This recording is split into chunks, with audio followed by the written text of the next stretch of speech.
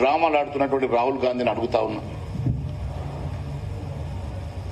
గతంలో యూపీఏ ప్రభుత్వంలో అనేక సార్లు ఈ రకమైనటువంటి లీకులు జరిగినప్పుడు మరి మీ యూపీఏ ప్రభుత్వం కానీ యూపీఏ మంత్రులు కానీ ఏ రోజైనా బాధ్యత తీసుకున్నారని అడుగుతా ఉన్నా. దాదాపు 72 సార్లు మీ ప్రభుత్వంలో లీకులు జరిగినట్టు ఆధారాలు ఉన్నాయి. మరి అనేక సార్లు మీ ప్రభుత్వాల్లో యూపీఏ ప్రభుత్వంలో మీ ప్రభుత్వాలు ఉన్నటువంటి మీ పార్టీ అధికారంలో ఉన్నటువంటి రాష్ట్రాల్లో జరిగినటువంటి లీకుల గురించి ఏ రోజు కూడా ఏ ఒక్క మంత్రి కానీ ముఖ్యమంత్రి కానీ కేంద్ర మంత్రులు కానీ ఎలాంటి బాధ్యత తీసుకోకుండా గాలి వదిలేసి వేలాది లక్షలాది మంది విద్యార్థుల జీవితాలతో ఆ రోజు ఆడుకున్న రోజు గుర్తుకు రాలే. ఈ రోజు అధికారం పోయిన తర్వాత ఏదో ఒక రకంగా అధికారం చేజారిందన్న ఒక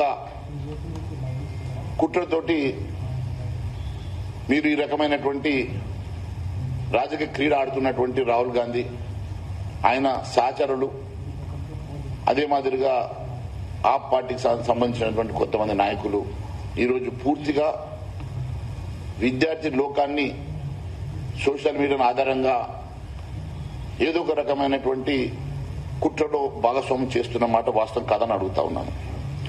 అదే ఆ పార్టీ పాలనలో 10వ తరగతి పేపర్ లీక్ అయింది. పిఎస్టిఈటి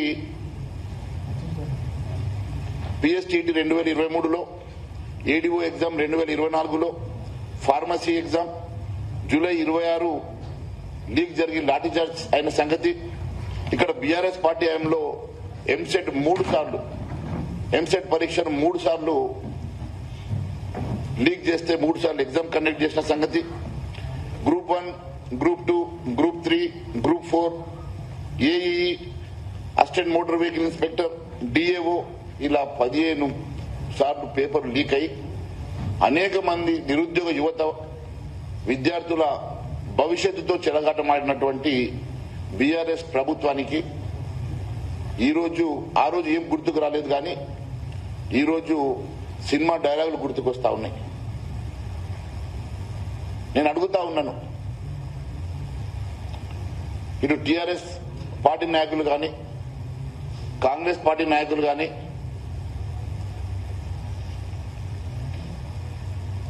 ఎందుకోసం అని చెప్పేసి ఈ నాటకాలు ఆడుతా ఉన్నారో ప్రజలకు సమాధానం చెప్పాలని కోరుతా ఉన్నాను.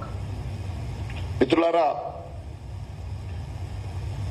భారతీయ జనతా పార్టీ బాధ్యత తీసుకొని నీట్ ఎగ్జామినేషన్ అంశంలో ప్రధానమంత్రి గారు కూడా స్వయంగా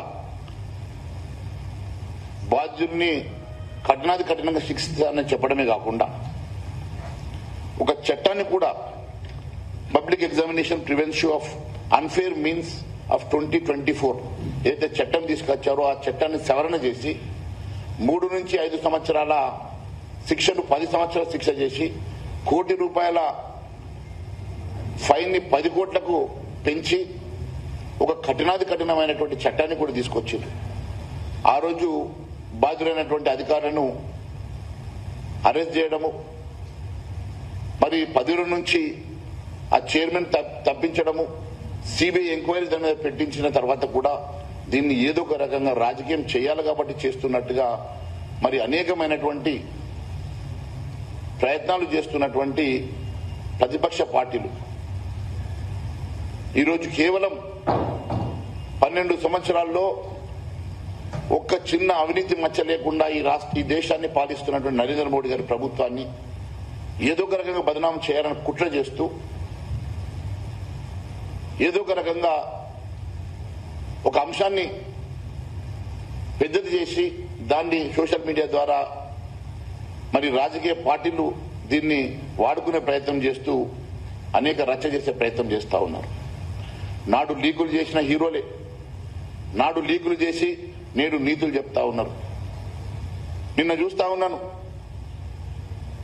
కానీ ఇవన్నీ కూడా ప్రతిపక్ష పార్టీలు ఇప్పుడు దేశాన్ని అస్థిరపరిచే ప్రయత్నం చేస్తా ఉన్నాయి కదా. నేను అడుగుతా ఉన్నాను. నాడు లీకు వీరులు నిన్న మీటింగ్లో పెట్టేసి కేటీఆర్ చెప్తాడు, అనేక సినిమా డైలాగులు కొడతాడు. మరి ఆ రోజు నీ ప్రభుత్వంలో 15 సార్లు పేపర్ లీక్ అయినప్పుడు, గ్రూప్ 1, గ్రూప్ 2, గ్రూప్ 3, గ్రూప్ 4 ఎగ్జామ్లు లీక్ అయినప్పుడు, ఎంసెట్ పేపర్లు 3 సార్లు కండక్ట్ చేసినప్పుడు, గ్రూప్ 1 ప్రిలిమినరీ ఎగ్జామ్స్ 3 సార్లు కండక్ట్ చేసినప్పుడు, మరి ఆ రోజు గుర్తుకు రాని నీతులు ఈరోజు కేవలం ఏదో ఒక రకంగా విద్యార్థుల్ని, యువతను రెచ్చగొట్టే ప్రయత్నం చేస్తా ఉన్నారు. అది వాళ్ళ కొత్త కాదు. గతంలో కూడా తెలంగాణ మూవ్మెంట్ లో ఇదే రకమైనటువంటి రెచ్చగొట్టే ప్రయత్నం చేసి దాదాపు 1000 మంది తెలంగాణ బిడ్డలు బలిపశువులు కావడానికి కారణమైనటువంటి ఇవే రెచ్చగొట్టేటువంటి ప్రసంగాలు. ఎందుకంటే వాళ్ళ బామర్దికి కిరోసిన్ పోసుకుంటాడు కానీ అగ్గిపెట్ట దొరకదు. వాళ్ళ కుటుంబంలో ఎవరికి అన్యాయం జరగలే. ఆ రోజు 1000 మంది విద్యార్థులు, యువకులు బలిపీఠం ఎక్కితే వీళ్ళు అధికారాన్ని చేజిక్కించుకొని 10 సంవత్సరాల పాటు అధికారాన్ని అనుభవించారు. కానీ నష్టపోయింది పేద విద్యార్థులు, పేద కుటుంబ చెందినటువంటి బిడ్డలు. వీళ్ళు పోయి కిరోసిన్లు పోసుకుంటారు, అగ్గి డబ్బలు దొరికాయి. కానీ పాపం అమాయకులు ఆనాడు కూడా ఈ రకంగానే వీరి మాటలకు నమ్మి బలిపీఠం ఎక్కారు. ఈ రోజు కూడా అదే రకంగా ఏదో ఒక రకంగా ఈ ప్రాంతంలో రెచ్చగొట్టి అస్థిరత పరచడానికి ప్రయత్నం చేస్తున్నటువంటి కేటీఆర్ నేను అడుగుతా ఉన్నాను, ఎందుకోసం అని చెప్పి ఈ రకమైనటువంటి. మరి ఆ రోజు నీ నాన్న కేసీఆర్ కానీ నువ్వు కానీ డిఫాక్టో ముఖ్యమంత్రిగా, ఐటీ మంత్రిగా ఉన్నావు కదా, ఆ రోజు ఎందుకోసం అని చెప్పి నువ్వు బాధ్యత తీసుకోలేదని అడుగుతా ఉన్నాను.